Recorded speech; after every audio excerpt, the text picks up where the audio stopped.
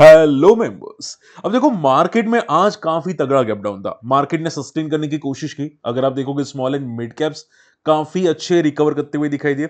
लेकिन देखो ये रिकवरी में इतना मजा नहीं है। ठीक है, आज डेफिनेटली पीएसयू स्टॉक्स में काफी तगड़ी रिकवरी थी। कुछ पीएसयू स्टॉक्स, चुनिंदा स्टॉक्स में आज काफी अच्छी तेजी थी। ठीक है, हम लोग डिस्कस करेंगे डेफिनेटली। लेकिन आज की रिकवरी में इतना दम नहीं था, तो मैं आपको समझाने की कोशिश करूंगा कि मार्केट का सिचुएशन अभी क्या है। क्या मार्केट में ये जो पुलबैक है, क्या नल्ला पुलबैक है, क्या फॉल्स पुलबैक, मैं आपको प्रॉपर बताने की कोशिश करूंगा। वीडियो एंड तक जरूर देखिएगा। और देखो मैंने आपको हर बार बताया कि मैंने हमेशा फॉल पुलबैक मैंने प्रिडिक्ट कर लिया है। ठीक है, तो आप देखोगे आज कुछ स्टॉक्स पुलबैक भी किए थे। ठीक है, अगर आपको अंदाजा लगाना है, आप देख सकते हैं तेजस नेटवर्क आज 2% ऊपर जाता हुआ दिखाई दिया। सुजलॉन आज करीब आधा परसेंट, मॉर्निंग में 2% था। ठीक है, जैसे कि मैंने बोला गार्डन ऋषि बिल्डर जैसे कुछ स्टॉक्स आज 4%, 6% तक भी जाते हुए दिखाई दिए। ठीक है, तो जैसे कि मैंने बोला ना कि पुल बैक पता चल जाता है कि यहाँ पे कौन कौन से स्टॉक में पुल बैक आ सकते हैं। मैं हमेशा आपको बताने की कोशिश करता हूं, समझाता हूं, सिखाता हूं। ठीक है, कि क्या होता है मार्केट में। तो अगर चैनल को फर्स्ट टाइम विजिट करें, मेरी जैसी इंफॉर्मेशन मार्केट में नहीं मिलेगी। वीडियो लाइक कर देना, चैनल सब्सक्राइब कर देना, और दूसरी चैनल को भी सब्सक्राइब करना मत भूलिएगा, स्मार्ट मनी मूव्स में मार्केट। ठीक है, चलिए स्टार्ट करते हैं। देखो मैं अगर वन शॉट में आंसर करूं ना, ठीक है, आज का जो फॉल अगर कंसीडर करने जाए तो मार्केट में one of the longest ever fall, या आप बोल सकते हैं कंटिन्यूसली लगातार जो फॉल आ रहा है एवरी डे, ठीक है, वो लॉन्गेस्ट है सिंस 1996। यानी कि जितने दिन लगातार फॉल हुआ है, ऐसा पहला फॉल हुआ था 1996 में। ठीक है, हर्षद मेहता के बाद के टाइम की बात है। ठीक है, तो मार्केट क्या ओवरसोल्ड हो चुका है। अब देखो कुछ ब्रोकरेजेस हाउस बोले कि मार्केट ओवरसोल्ड हो चुका है, जिसमें कुछ स्टॉक्स में पुलबैक आ सकते हैं, इंफ्रा, होटल, फार्मा, जो मैं नहीं मानता। ठीक है, अब ये लोग बोलते हैं, मैं नहीं मानता। ठीक है, मार्केट की फॉल की वजह क्या थी। रिसेंटली देखो, मार्केट अनुमान था गैप अप ओपन होने का, लेकिन हो गया गैप डाउन। क्यों? क्योंकि late night Dow Jones fall करते हुए दिखाई दिए, वो भी 650 पॉइंट। ठीक है, 650 पॉइंट फॉल करते हुए दिखाई दिए। मैं इसको एडजस्ट कर लेता हूं, जस्ट अ सेकेंड। देखो यहां पे सी, आप देख सकते हैं जो लास्ट मोमेंट में जो फॉल आया करीब रात के 1 बजे, बहुत तगड़ा फॉल था फ्रॉम द टॉप से।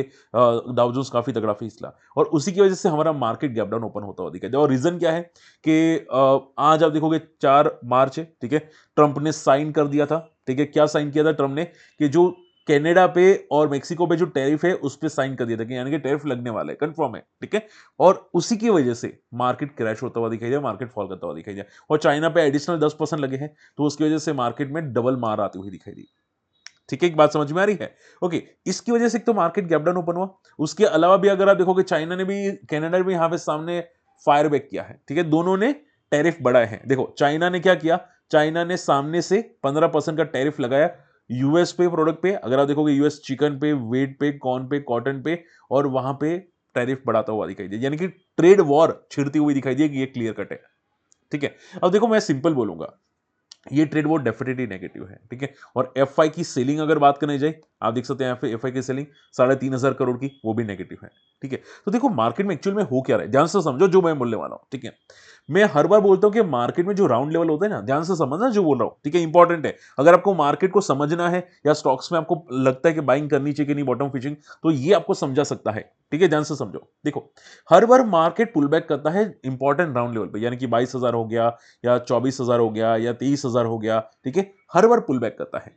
ठीक है, बात समझ में आ रही है। लेकिन इस टाइम पे पुलबैक कोई दम नहीं दिखाई दे रहा। ये जो पुलबैक है, निफ्टी अगर आप देखोगे पुलबैक में दम नहीं दिखाई दे रहा बिल्कुल भी। ठीक है, आज भी नेगेटिव क्लोजिंग आती हुई दिखाई दी निफ्टी के अंदर।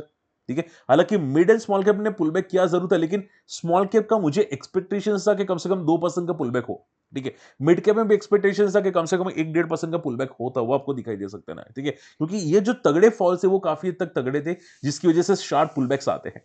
ठीक है, बहुत तगड़े पुलबैक्स आते हैं। लेकिन ये पुलबैक इतने शार्प आते हुए नहीं दिखाई दे। उसका रीजन क्या है? उसका रीजन ट्रम्प तो है डेफिनेटली, लेकिन एफआई जिस तरह से जा रहे हैं वो नेगेटिव है। ठीक है, बहुत ही तगड़ा नेगेटिव है, क्योंकि एफआई ने अब तक की सबसे लार्जेस्ट सेलिंग की है करंट साल के अंदर। ठीक है, अभी जो ईयर स्टार्ट हुआ है, और सबसे लार्जेस्ट सेलिंग की है। ठीक है, अब देखो मैं सिंपल क्वेश्चन पूछूंगा आपसे, ध्यान से समझना जो मैं बोलने वाला हूं। ठीक है, अब देखो बात को समझो। देखो सिंपल बात है, मार्केट में जब यहाँ पे एफआई आए थे, ठीक है, तो मार्केट में पैसा तीन लोगों के पास था, ठीक है, रिटेल इन्वेस्टर्स, म्यूचुअल फंड वाले, डीआई वाले, ठीक है, एंड एफआई वाले, ठीक है। अब एफआई लगातार बेचते हुए दिखाई दे, लगातार बेचते हुए दिखाई दे, तो पैसा किसके पास रहा? भारत के पास ही रहा, ठीक है। कोई बाहर से खरीदारी करने के लिए कोई नहीं आया, ठीक है। जिनके पास बाहर से था वो लोग पैसा निकाल रहे भारत से, ठीक है, इंडिया से वो लोग निकाल रहे। तो क्या हुआ कि इंडिया में जो भी ग्रोथ दिखाई दे रही है वो इंडिया की पब्लिक के पास होगा, बाहर के पास नहीं होगा, ठीक है। अब लोग बाहर से खरीदारी करने नहीं आएंगे तो क्या होगा?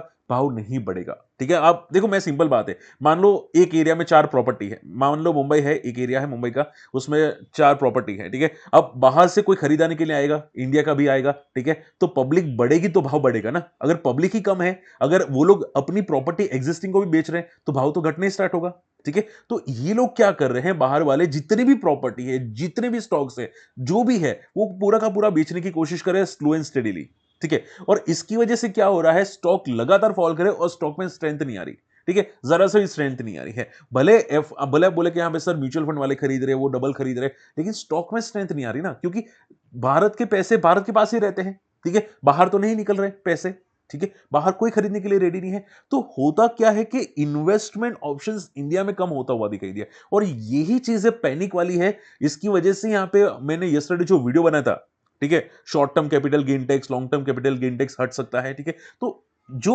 एफआई वो लोग निकल रहे हैं, ठीक है, एफआई वाले निकल रहे हैं, उसी का रीजन है कि भाई ये जो short term capital, long term capital gain tax है, वो बहुत ज्यादा है as compare to other countries, ठीक है, अदर कंट्रीज से ज्यादा है। तो उसी की वजह से क्या हो रहा है कि वो लोग निकल रहे हैं, वो दूसरे कंट्रीज में इन्वेस्ट करने की कोशिश करें, चाहे फिर चाइना हो, जापान हो, या वियतनाम हो, या कहीं पे भी हो, ठीक है, वो दूसरी कंट्री में इन्वेस्ट करने की कोशिश कर रहे हैं, ठीक है। अगर ये STT long term capital gain tax कम हो जाता है तो डेफिनेटली वो लोग वापस आने की कोशिश करेंगे, क्योंकि इंडिया में भी अभी भी वैल्यूएशंस बाकी है, हम लोग डेवलपिंग है। बात समझ में आ रही है? तो घूम फिर के कहां पे आ जाता है? घूम फिर के portion STT long term capital gain tax पे ही आ जाता है, ठीक है।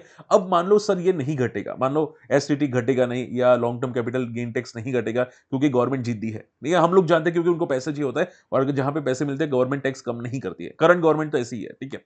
ओके, तो क्या होगा सर, क्या फिर निफ्टी लगातार फॉल करेगा? तो मैं सिंपल आंसर कर देता हूं, देखो, एसटीटी या long term capital gain tax, ठीक है, अगर एफवाई वापस नहीं आते, ठीक है, बिकॉज ऑफ द एसटीटी या long term capital gain tax अगर नहीं आते, तो मार्केट में फिर आपको जो बुल रन मिला था पहले अराउंड 2017-18 या 2021-22, जो बुल रन मिला था वो आई थिंक सो कम होता हुआ दिखाई दे सकते हैं। फिर ऐसा बुल रन बहुत जल्दी आपको मार्केट में नहीं दिखाई देगा अगर एफआई नहीं आते तो, ठीक है। एफआई एक तरह से आ सकते हैं, अगर मार्केट कोविड जैसा ओवरसोल्ड हो गया, बहुत तगड़ा ओवरसोल्ड हो गया, तो शायद एफआई आ सकते हैं, बाकी चांसेस ना के बराबर है, ठीक है। जिस तरह से एफआई जा रहे हैं ऐसा लग रहा है कि मार्केट में टैक्सेस इतने ज्यादा है कि वो लोग संभाल नहीं पा रहे, एसटीडी चार्जेस भी फ्यूचर एंड ऑप्शंस पे ज्यादा है, ठीक है।